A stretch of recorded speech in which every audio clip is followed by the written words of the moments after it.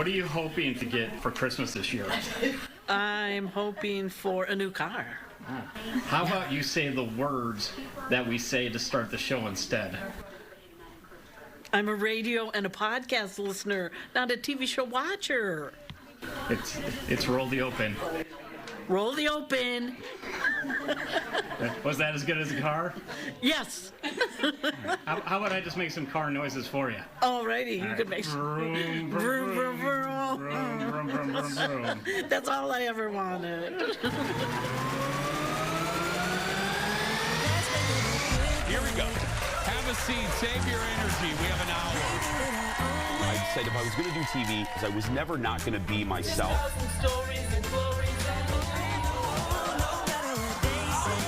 Where are the people who are a little bit different? You're sitting next to one on the couch. So let's just say that. Be yourself, but not too much of yourself. Now, here's Jason.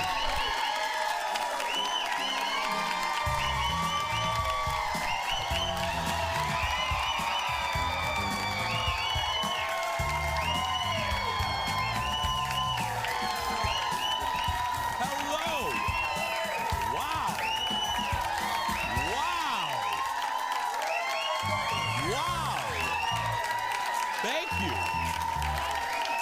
They're really good. Look at you. Hi, everybody. Hello. Thank you. Thank you.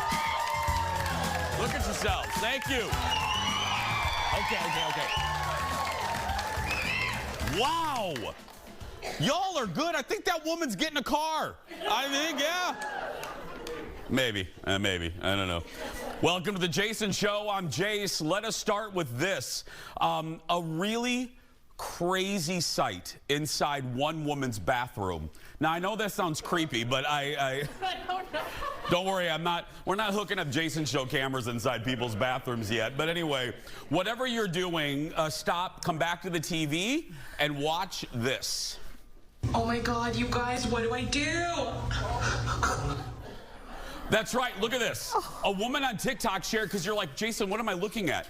Shared this video of a soapy explosion in her toilet. She had no idea how it happened and asked people to help. Her building maintenance team used a shop vac to get rid of the bubbles. They think the toilet got flooded with suds from washing machines in apartments above her. Oh. Look at that. I see an insurance claim. That's right. Cue the music, Leo. Let's start this. Here we go. We're so good. They're very good. Ladies and gentlemen, thank you. Filling in for Fallon, who's filling in for Kendall. Give it up for Erin Schwab, everybody. Audience coordinator, vet Midler of the Twin Cities. How you doing? I'm terrific. How are you? You look beautiful. Thank you. You look great. Thank you. When we see each other, we're usually in casual clothes. Erin's wearing like the poncho you were wearing yesterday. You know, a lot of times I am rocking some strong athleisure wear while I'm here. Yeah. That's my favorite. It's I like a stretchy pant and a giant sweatshirt. Well, you look beautiful. You look beautiful. I know, right? Now, yeah, here we go. So, Holly, should we start with that, Jeff? Yeah. So, you're in trouble, by the way. Why am I in trouble? You're in trouble. Snap. Yeah. You listen to this. Holly, I know. Holly sent us this message on Facebook saying Erin Schwab broke the internet. Woo! Yeah. I watched the cheese knife that Erin recommended go out of stock live on the internet until February. So if you missed yesterday's show, we did our annual, well, we do it sometimes a couple times a year, our staff best thing ever. It's our version of Oprah's favorite things. Erin participated, and you recommended a cheese knife. Yes, I did. And within moments of you recommending it, Amazon, it kept going from available Wednesday, then it was available Sunday, then it was available January, then it said summer 2024. So you did it. You alone. Nobody can get that knife now. I'm so sorry, but also, yay me! I know. Seriously.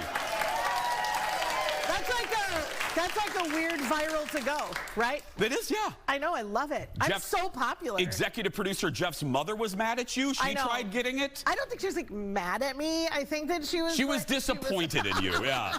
'Cause I love when people say that to me. I'm just disappointed in you. That was the worst. My mom didn't ever yell at me. She would just go, "I'm so disappointed," and I was like, "I will die." Yeah, Dar did the same thing. Yeah. I haven't heard from Dar about the cheese knife. Knowing my mom, she probably already has it. So yeah. True that. Hey, let's go back to that woman. Now, at the beginning, before the main open, we call it the cold open. Photographer Eric today went out to the audience area and talked to people. He talked to the lady that you saw at the top of the show. She wanted a car for Christmas. So I want to make dreams come true. Here it is right there. There it is right there. There she is. She's in the car. Ladies and gentlemen, that lady's going home with a 1994 Dodge Neon. There you go. She's here for that, too. It's a quality automobile, ma'am. I own one. Mine was bright red. Yeah. And then I just left it on the side of the road one day. I was like, did? I did. I know it got. Oh no. I won't go into the story. Was it so bad? I was in my 20s, and I could barely pay electric bill. I could barely, my phone bill was so bad that I could get calls, but I couldn't make calls. I mean, you know what I mean? I was just broke as a joke. I understand. So my car got a ticket and then impounded, and I couldn't afford to get it out. Left it in the impound lot. I was like, yep. But it was an old. Tell you something? It was an old Dodge Neon, yeah. I had a car also that was broken, and nobody could figure out how to fix it. We took it in so many times. It got towed away because of snow emergency. Never went to get it. Never went to get it, yeah. So if you owned a Dodge Neon around 1994, you're welcome. You're welcome. Yeah. Let's get started, everybody. It's time for the hot dish. Roll it, Leo. Here we go.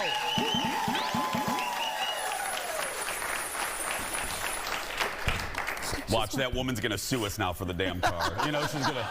No way. I mean, Jason said, I get a Neon. Yeah. Asterisk. Kidding.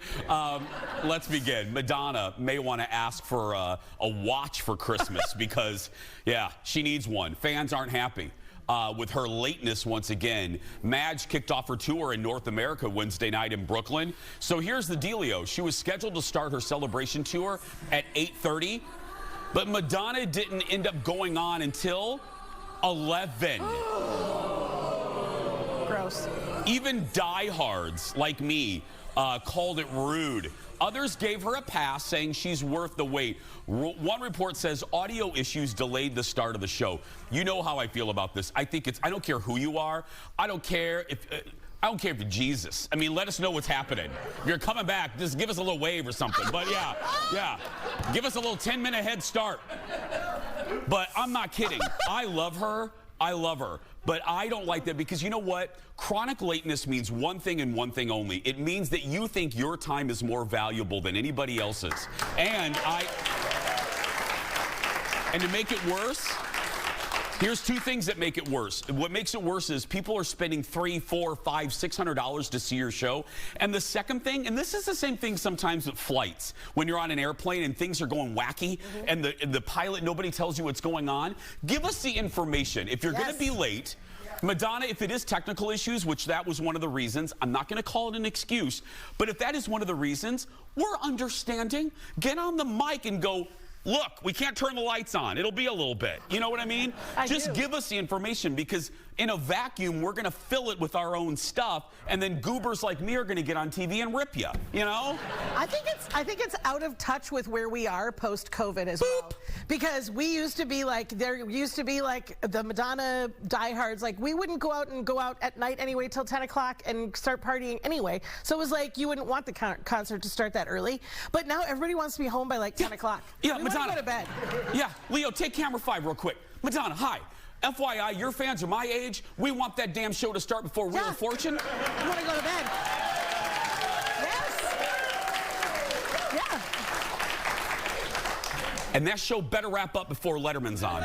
Or Leno. Yes. Who's on now? Not Letterman. He's been off for like 10 years. Before Colbert gets on.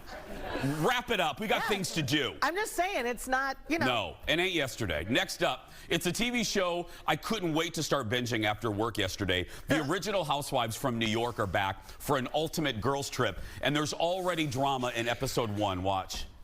I'm 6. I get the last choice, whatever's left, which is fine with me because they're all good rooms.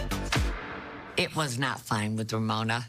There's 3 bedrooms on this floor and 1 below. No, there is 1 master bedroom bed below and the 2 extra bungalows outside. 2 of you will have to sleep in the same big bed. That's what I get. 2 of us whoa, that's a game changer on the game. We should each have our own bedroom. This is ridiculous. And may I present Ramona Singer. That's right. Yep, there's Ramona. The real Ramona comes out. 3 episodes of Ultimate Girls Trip. Roni Legacy dropped on Peacock Thursday. If you're not in the multiverse of Roni and you don't understand, these are classic members that have been on Real Housewives of New York throughout the years.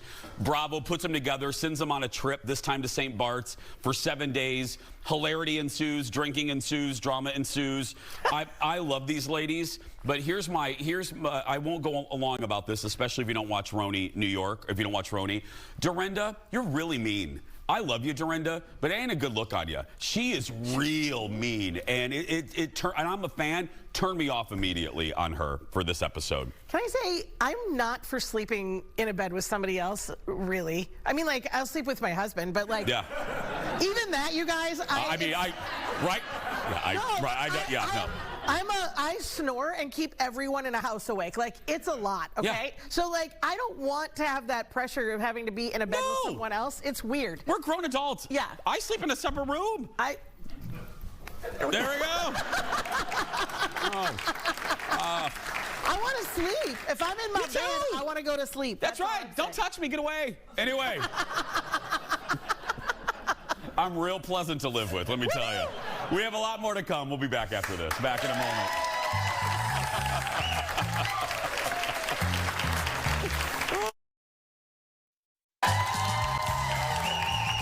Welcome back.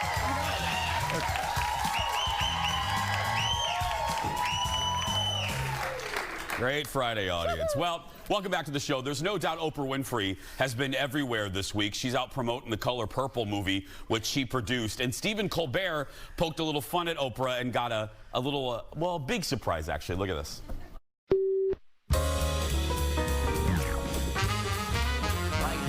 Friend Oprah Winfrey has been everywhere promoting this movie recently. She's been making purple cocktails. She's been unveiling a purple portrait in Washington, D.C., turning the Empire State Building purple, handing out tons of purple movie tickets, and on the streets of New York, she's even been handing out purple nurples.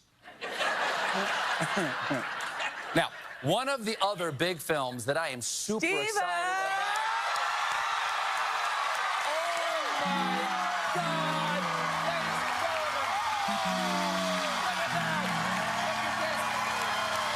Brought you a get well present. Oh, thank you so much. Is this it right? Thank you so much. Yes. What is that? Oh my gosh. I'm gonna go ahead and say this is probably a ticket to the Color Purple. You got me a ticket to the Color Purple. No, I did not get you a ticket to the Color Purple. I got everybody here! Oh my God! Oh my God! You get a ticket! And you get a ticket! And you get a ticket! Everybody gets a ticket to the Color Purple! Everybody gets a ticket to the Color Purple. Oh, my goodness, that is sensational. Well, a top doctor, speaking of Oprah, a top doctor is praising Miss O for revealing to getting medical help with her recent weight loss and a comeback for Justin Timberlake. Joining me live from L.A. with those stories and more, give it up for my buddy from TMZ, Jacob Wasserman, everybody. Hi, Jacob. Hey, Jason. Hey, Jacob, as always, great job on TMZ Live earlier this week, my friend. Thank you very much. I'm just trying to do my best Jason impression. Oh, please. You did a great job. Okay, let's continue. I just mentioned Oprah. Oprah revealing that she's using weight loss medication. And a doctor is actually saying that's a good thing. Give us a scoop.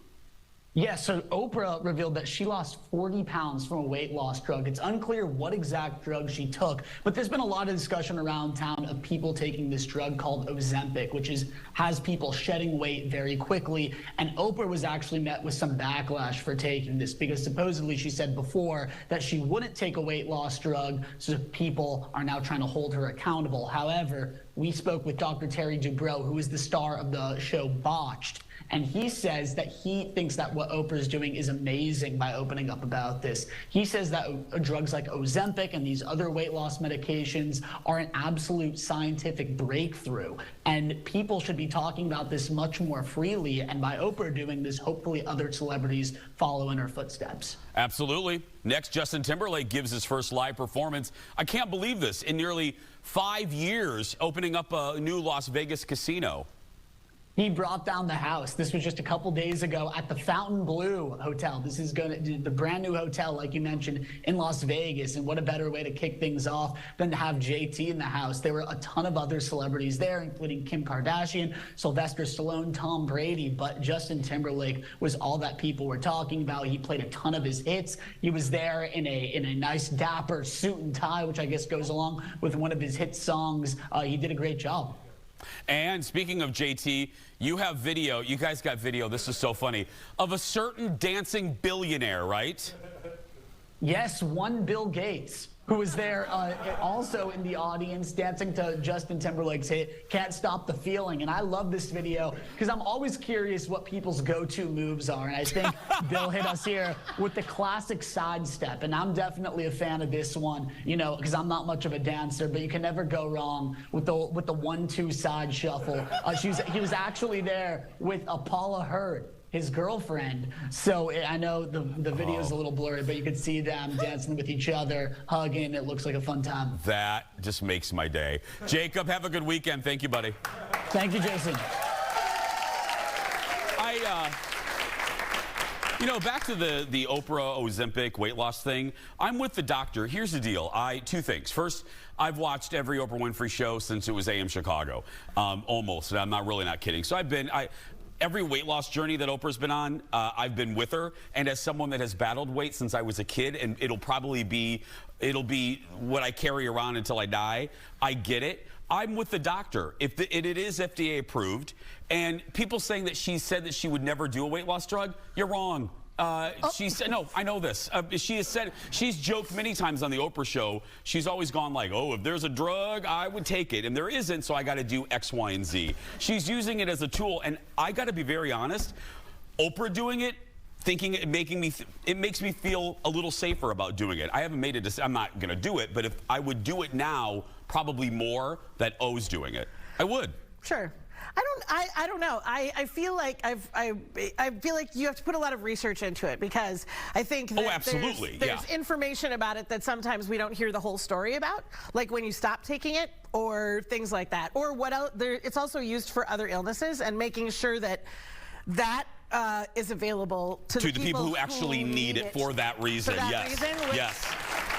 I think that's really important, but also I think, you know, I'm not one to say if you want to have work done, have work done. If you want to take a pill, take a pill. Yeah. Just make sure that it's good for you and you've done all the research you need to do. And that's what I say. And I found it a little coinky-dinky that Oprah still owns a share of Weight Watchers, and then Weight Watchers on the day she announced dropped their own weight loss medication. I was like, oh, how very interesting. So yeah, just saying. Anyway.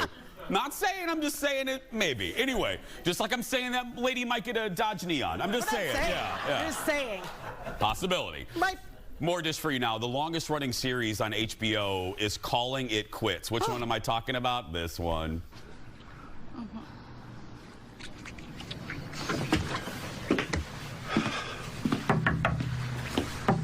Come on. I can't look at that. Take it away. Hi. I'm trying to work. Sorry, what's your problem? No one wants to see this. It's very disturbing. Two people aren't allowed to be happy? Well, you're allowed to be happy, but not in front of me, so let's move it down. That's executive producer Jeff in about 15 years. That's right. That's Larry David playing the lovable curmudgeon on Curb Your Enthusiasm. The show's upcoming 12th season will be its last. In a statement, David said with sarcasm, quote, "As Curb comes to an end, I will now have the opportunity to finally shed this Larry David persona and become the person God intended me to be." The final season airs in February. Are you a Curb fan? Yeah. Yeah, I got to get on it. Jeff keeps telling me that this is my... it was really funny. Yeah, I tried a couple episodes. Colin was not a fan. I need to go back because this is such my humor. You would like it. It's great. It's really funny. Because I would do that to those... The characters are so funny. And then the people they call in, too. And then when people come and play themselves, but like heightened versions of themselves, even better. Like, it's great. Because I would do that to the kissing people outside my office. I would be like, just move on. Go kiss over there. Yeah. I don't need that right there. Yeah. No. I'm not for that. I'm not for that either. I got work to do. Move on. Yeah. Up next, get ready. Oh, this will hit some of you real hard, and I apologize. Get ready to feel real old. I know, I'm sorry. The actress who played Sabrina the Teenage Witch, remember her in the 90s? Played a different kind of role in a recent Lifetime movie. Look. It's ready. It smells good. It's perfect, Grandma. Wow. I can't think of anything I want for Christmas more than to spend it with you and Sammy. You know what I want for Christmas? For it to be 1997 again. That's right. That's Melissa Joan Hart playing a grandmother in the movie Would You Kill For Me? What the hell? Oh, sorry. Watch your mouth, Erin. I don't know if I can say that word. I'm sorry. It's fine. We'll get emails, but who cares? Okay. The clip is going viral on TikTok, and people are freaking out that Melissa, who's 47, is portraying a grandmother. I don't even know what to say. I don't feel like we can be, there's no reason to be outraged about that. That's like a logical number to, I mean, those kids are kind of old, but like, I'm just saying, like, you could be 47 and be a grandma. That's very common, actually. I would assume more common than what we think. Just so we know. The gays count years differently, just FYI.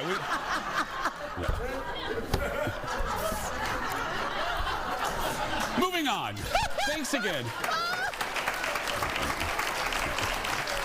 I could be a grandma. We're one for every 4 straight years. Yeah. But why is it about, like, murder? I'm sorry, go It's ahead. a whole other segment. I know. Yeah. Thanks again to everyone, all kidding aside, who's sending us cards in our annual Jason Show Christmas card exchange. We love reading all of them, we really do. Jeff has a big box in his office, and we want to highlight a few. Rosetta in Naperville, Illinois, sent us this beautiful card.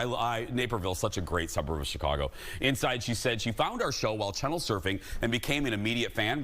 Rosetta says our show provides enough laughs to lower her cholesterol. I love it. Rosetta, whatever helps, girl, whatever helps. And a sweet card from Carl and Denise in Owatonna, Minnesota. Carl worked with my late Uncle Ed, and they watch the show whenever they're at home and say that my uncle would be very proud. Yeah. My uncle, if you've been with us for a while, you know, my Uncle Ed was my dad's oldest brother. I didn't have a great relationship with my dad. We made up at the end. He actually died when he was my age. He was 49. But we never had a really good relationship. And my Uncle Ed, his oldest brother, was kind of like a surrogate father. He was the uncle that I was the closest to. He was really the first relative that I came out to. My Aunt Kathy, hi Aunt Kathy, they moved here to Minnesota right after I did. It was really comforting to have them here. He was just the best man, and we lost him. He just retired, and he was killed by a drunk driver. He was on a motorcycle and taken way too soon, again, just a couple months after he announced a much-deserved retirement. That man worked really hard. So I miss him. I miss him every day of my life, and so that card really meant a lot. So I wanted to say thank you very much. Thank you very much. We're going to take a break. We'll be back after this. He's simply just one of our favorite guys. Coming up in just a little bit, comedian Paul Mecurio is here. He is Stephen Colbert's stand-up guy, but he is so much more than that. He has a stage show coming. He is performing here in the Twin Cities and more. And plus, nobody tells a story like Paul. He's our special guest for the rest of the hour when we come back.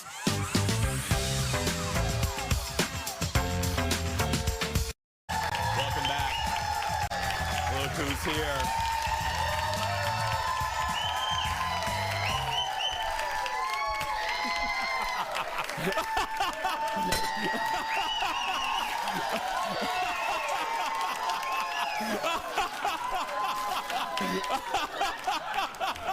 Merry Christmas!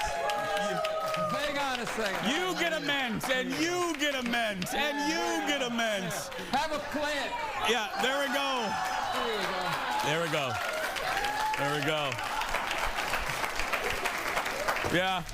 You get a plant, ma'am. Congratulations. There we go. I think I woke her up. Yeah, she was. That's my girl. I gave her a blanket because it's so cold in here. Look at her. Anyway, welcome back, everybody. Hey, our next guest is very shy, and he's an Emmy and Peabody award-winning winner who's performed stand-up on HBO, Comedy Central, The Daily Show, and more. He is also the warm-up guy on The Late Show with Stephen Colbert, and this is the longest intro ever, and is known for his uncanny ability to guess someone's career. Look at this. Is that your boyfriend? It is. How long have you been going out? 10 years. What's the issue? Come up here. Okay, what's your name? Mark. Mark. Are you an IT guy? I am, yeah.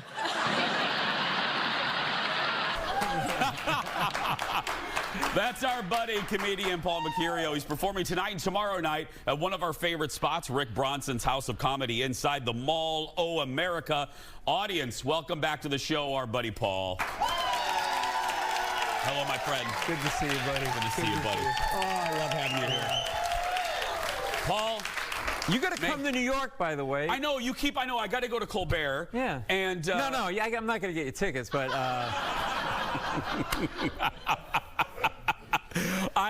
Can I start with a compliment? Yes. Okay. Here's the deal, and I think you would agree. You would agree. You have them coming on Colbert, but on Colbert, it's big fancy pants, so they're going to be on their best behavior. Interviewing comedians and having comedians on shows like this is sometimes very difficult, and you know what I mean, because they're tired. They flew in late. Yeah. They don't want to do their act. But the crew says this, I say this, it is always a pleasure to have you on because you come to play, and I appreciate it. Thank you. Yeah. This is great. Yeah. I flew in late last night. I didn't get to bed till 2. I got up at 4:30, so I have this kind of energy, and to be able to give a plant away to one person like I did. This is the most fun show. I travel around the country doing shows like this in the morning. This is by far the most fun morning show because of him. Oh. You guys. They're great. Yeah. They're great. So this guy, can we get a shot of the guy with the shorts on? Really, buddy? Hey, handsome, it's a syndicated show.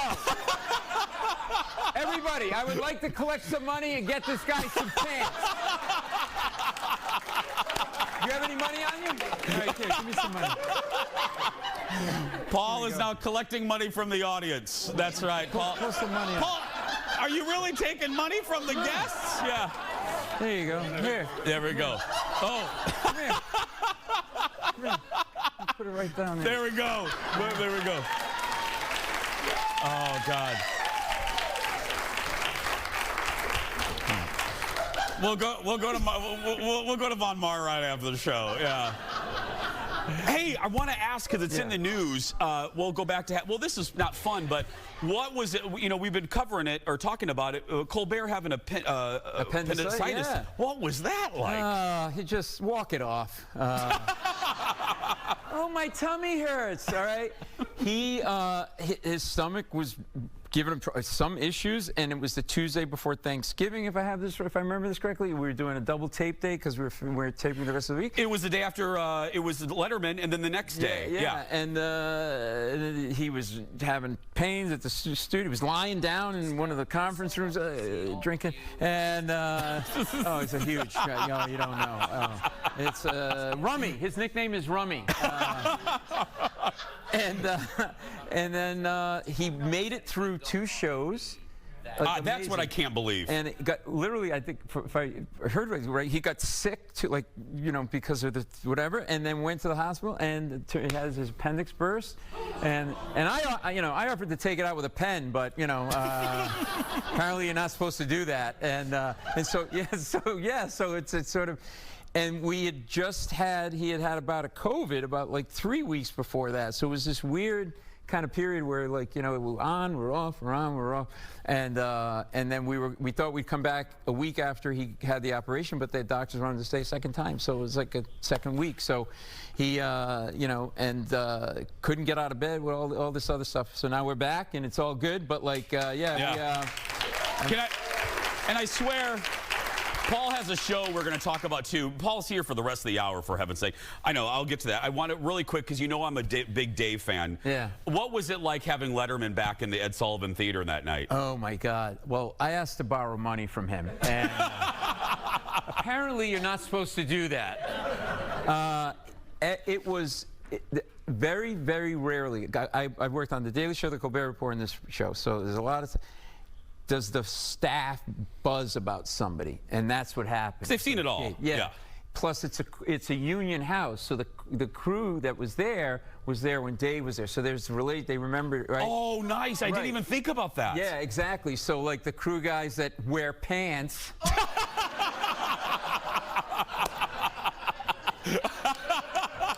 Listen to me. You want to make it to network, you got to put pants on.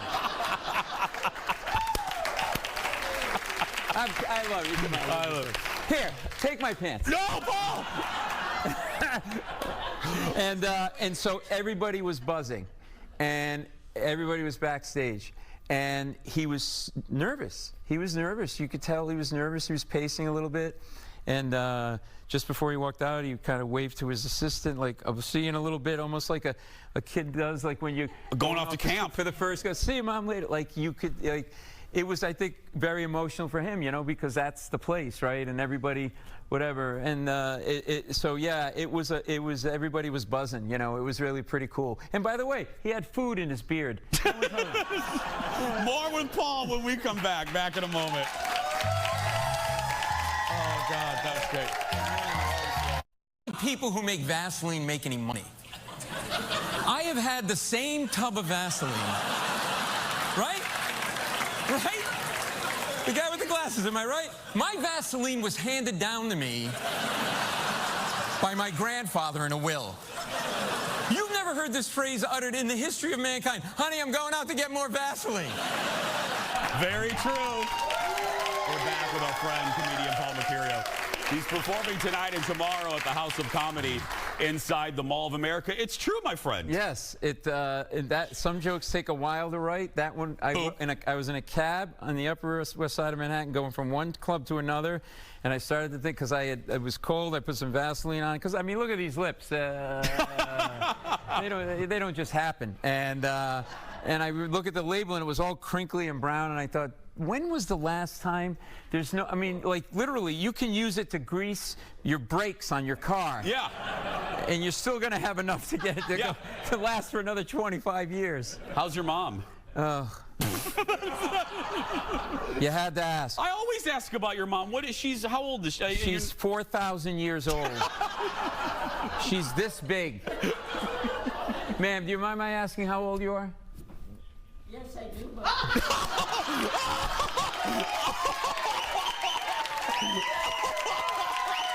That was good. That was good. That was awesome. Hey, she's wearing a bra. Good for you. Wow. I gave you a plant, and that's what you do to me. I thought we had a thing. By the way, to her family, she can't leave. She's now when Kendall comes back, she's sitting next to Kendall. We're having her as co-host. Yeah. So my mom is 96. Wow. Yeah. And she will not go down. We try everything. Bad cheese, sour milk. You trip her. She bounces back up like a little Italian weeble. And no, my mother is the most progressive woman I'll ever know. In 1960, started a furniture business out of a tenement house with 2 little babies. And my dad was there, and we all had to work in the business. So after 63 years, we had to close her store because it was time. And she's mad.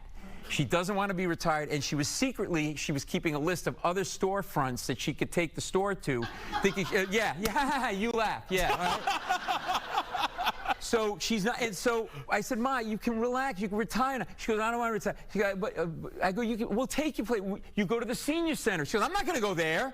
Those people are old. I'm like, you're old. What are you going to go skydiving with Taylor Swift? You're old. Can I tell you, I had to buy her underwear. Can I tell you this story? Go ahead, yeah, go ahead. Okay, so my sister was away, and I had to take her to buy underwear, okay? So we end up in Target, and there's a lot of underwear around me, and I'm in the thing, and the bra, I don't know what you're doing with these bras, but they were like, oh, my God.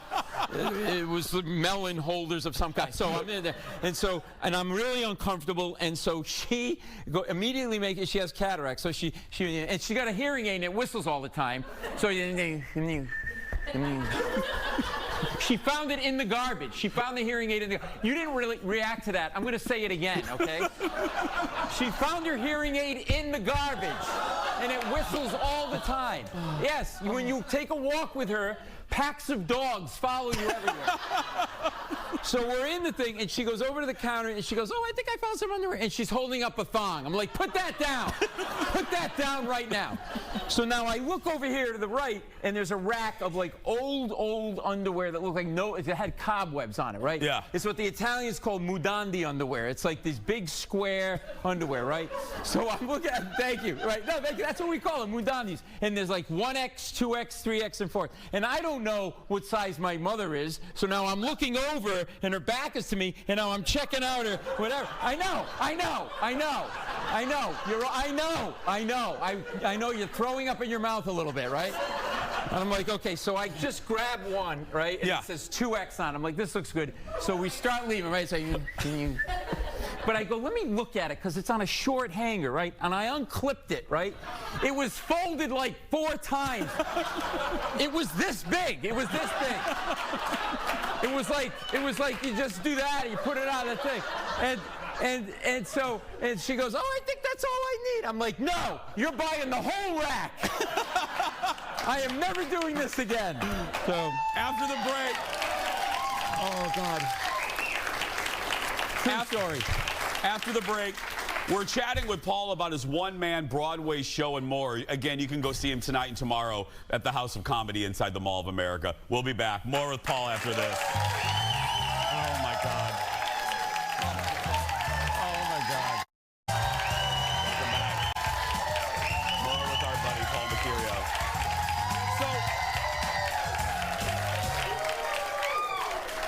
Well, you may not know it, but not only does Paul do stand-up, he also has his own stage show featuring, well, a lot of laughs. Look at this. How old were you when you came out? Well, I came out to my mom when I was 16. Yeah? And I came out to my dad when I was like 24. Oh. Your mom kept the secret since you were 16? Get your ass up here. Come here. How did you react when he told you? Did you know? It wasn't a surprise. Oh. Did you take a shot of whiskey when he told you or something? No. Well, what did she say? The first thing she said was, why are you telling me at 10:30 at night? Well, I loved him. He's so honest. I told my mom at a McDonald's in a mall. I mean, you know what I mean? It's like, yeah. True story. How old were you? When I told my mom, I was 22 going on 23, and Ellen was on the cover of Time magazine. Remember that? And it said, yep, I'm gay. And I pushed that over to Dar, and I go, I'm Ellen. And she just kind of looked at me like, what? Like, you're a lesbian? You know what I mean? Yeah, but anyway. Surprise! That's Paul's show called Permission to Speak. How did this come about? It was from talking with audiences in my stand-up show. I like to just engage and talk to audiences, and like the guy with the goatee and yeah, man, you look like you would have like a riding lawnmower. You have 3.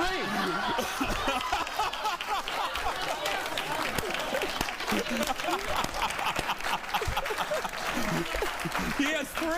Why do you need 3? I got backup down here to cities and one for up north. And this is your wife?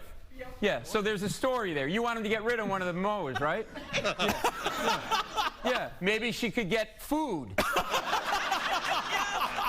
Oh, no. So I found that the more you talk to people and you peel back the onion, everybody's got a story. Everybody. So some producers saw me doing this in New York, and they said, were those people plants? I'm like, no, because I just randomly talk to people. And they go, well, how did it work out? I go, because everybody truly has a story. And so we turned this into a Broadway show that in those boxes you see are designed by the set designer for The Late Show, and he feels like I unbox people. And those photos you see are photos of the people that night that we take in the lobby and we put them on the set, and they don't know. I love that, Paul. Because oh, what a great idea! Because the theme of the show is it's your show, and so we're doing this in Florida in Orlando. We're taking it all over the country, but the next show is December 29th at the Dr. Phillips Center. They're letting me in a nice place. Who knew? And the stories have been amazing. I had a woman, just asked her name. What's your name?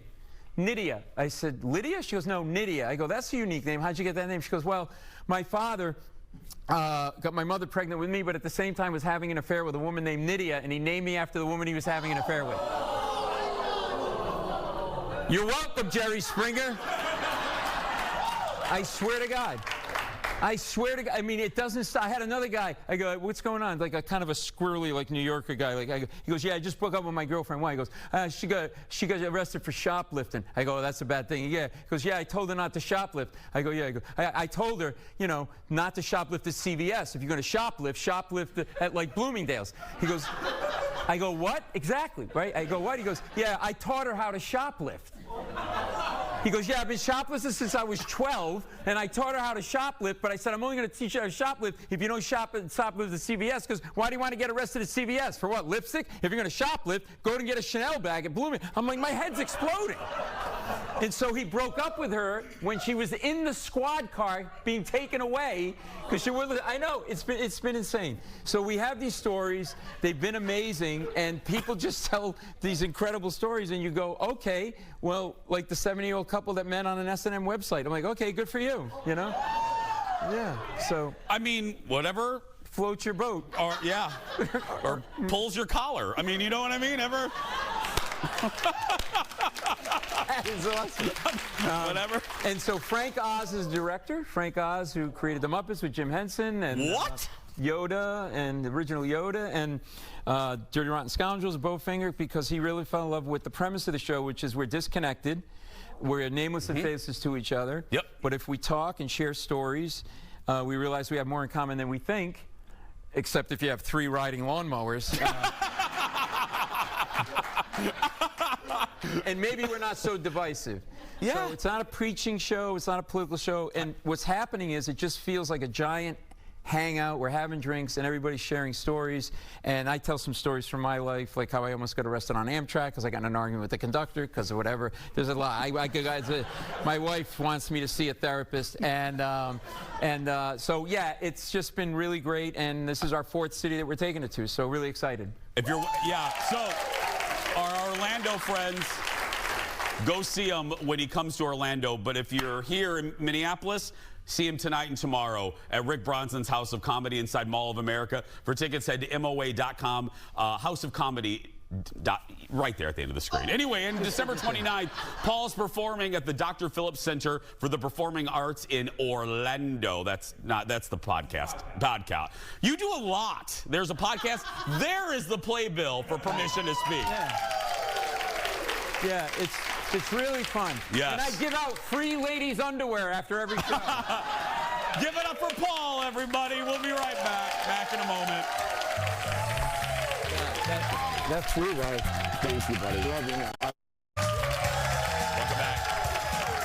Welcome back to the show.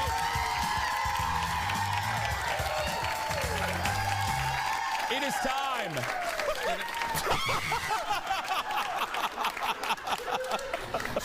It is.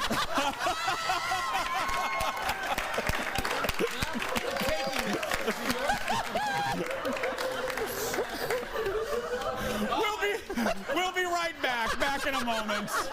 No, I'll read this. Time to meet our last JVIP of the week. Today it's Mary Huberty from Cold Springs, Minnesota. She says watching the show starts her day off on the right foot. She's also been in the studio with her husband, who only has one lawnmower. Mary gets a Jason Show mug and is entered to win the monthly grand prize that includes being a VIP guest in her audience, a $150 gift card to Becker Furniture, and a $250 gift certificate to Renew Med Spa. We will be right back. Back in a moment.